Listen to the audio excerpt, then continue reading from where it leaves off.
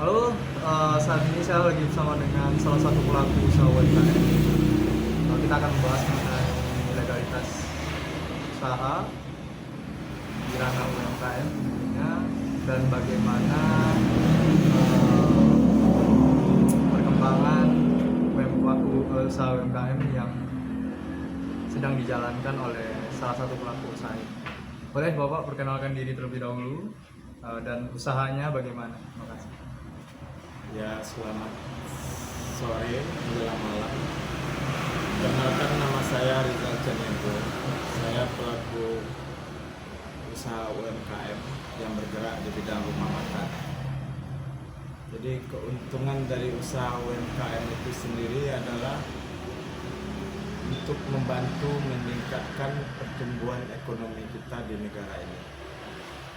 Terus yang kedua, untuk legalitas, kegunaan legalitas itu seperti SIUP, TDP, itu mempermudah kita untuk mengajukan membuat sertifikat seperti halal ya. Memang mayoritas rumah makan Padang itu sendiri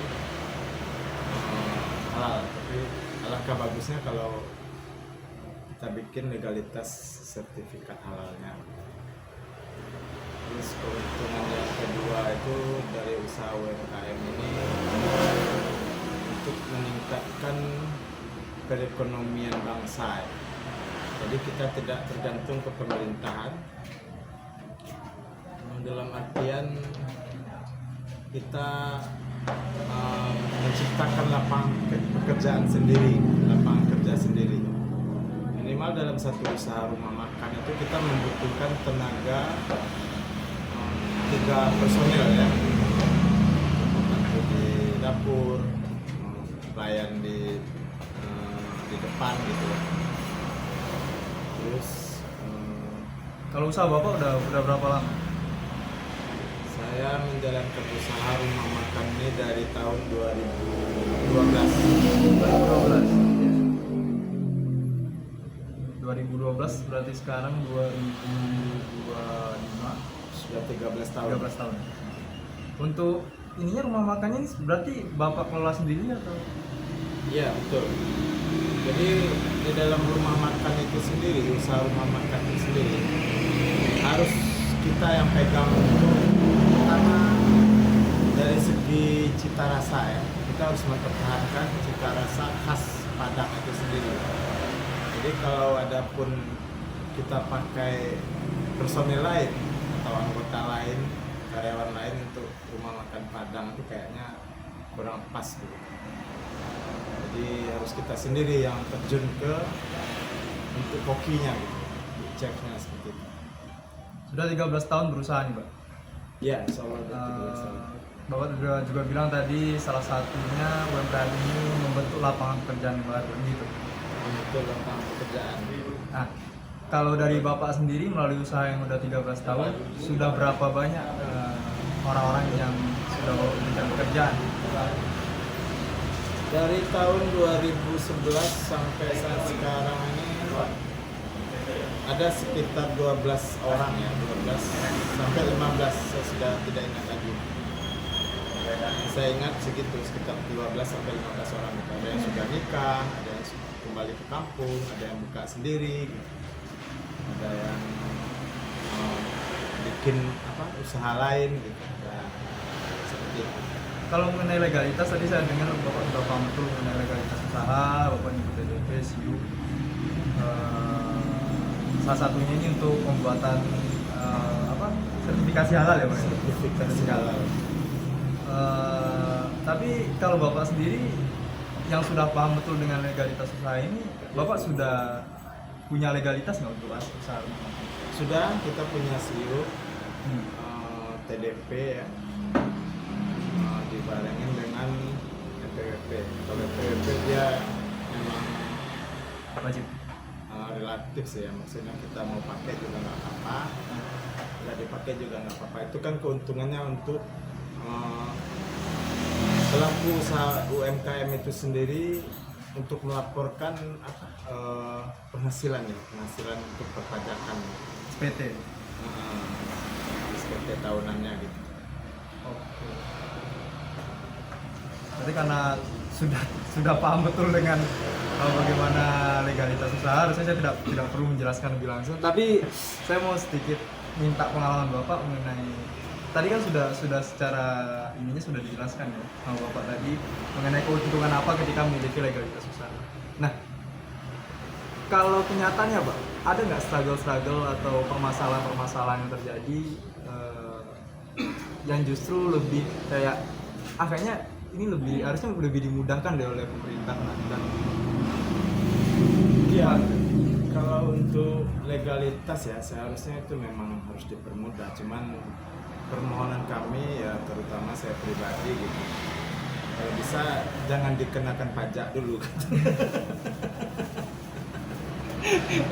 Iya, masalahnya kalau kita laporkan kembali kita laporkan pajak tahunan dari omset kita, saya punya stand 3 ya, dari omset kita kotor satu bulan itu sekitar 90 juta dibagi 10% untuk pajak kan ya lumayan ya. Cuman kan itu kewajiban kita sebagai warga Indonesia. Cuman alangkah bagusnya kalau untuk usaha-usaha kecil seperti saya ini jangan dikenakan pajak dulu seperti itu.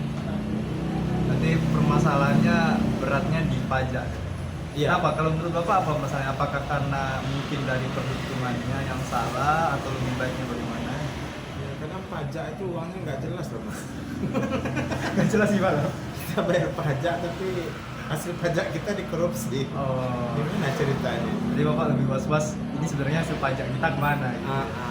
Pertama seperti itu. Nah seperti kami rakyat-rakyat kecil ini, ya, alangkah bagusnya ada transparansi ya. Transparan dalam artian kalau toh kita store setiap tahunnya beberapa persen, Nah, terus uangnya kemana, kalau bisa jelas seperti itu kan lebih bagus lagi ya mas ya. iya.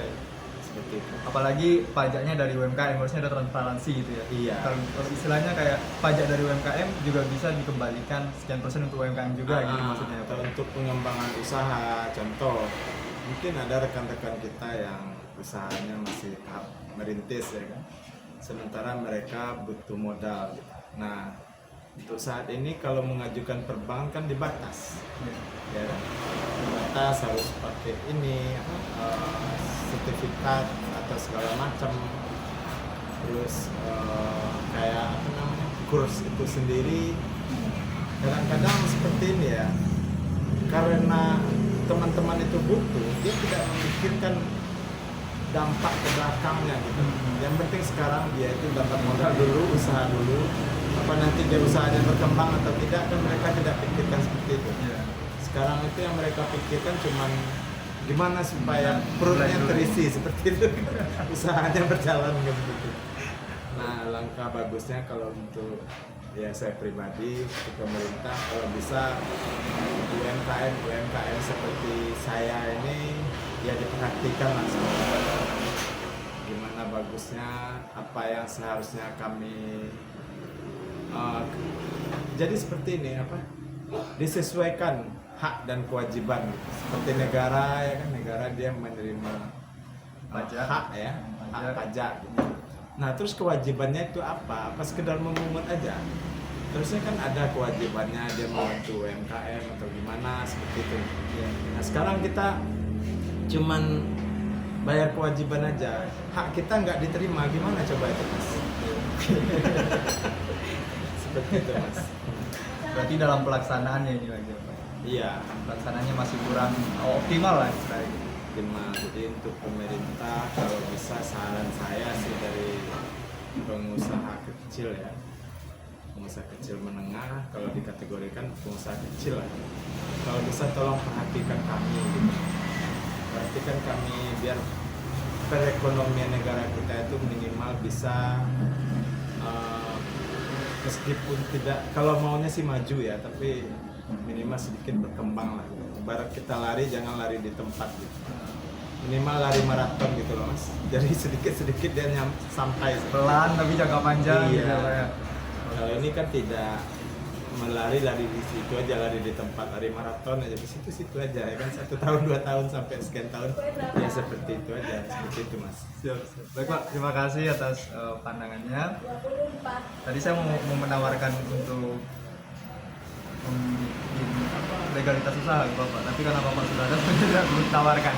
Jadi mungkin sekian saja untuk wawancara saya.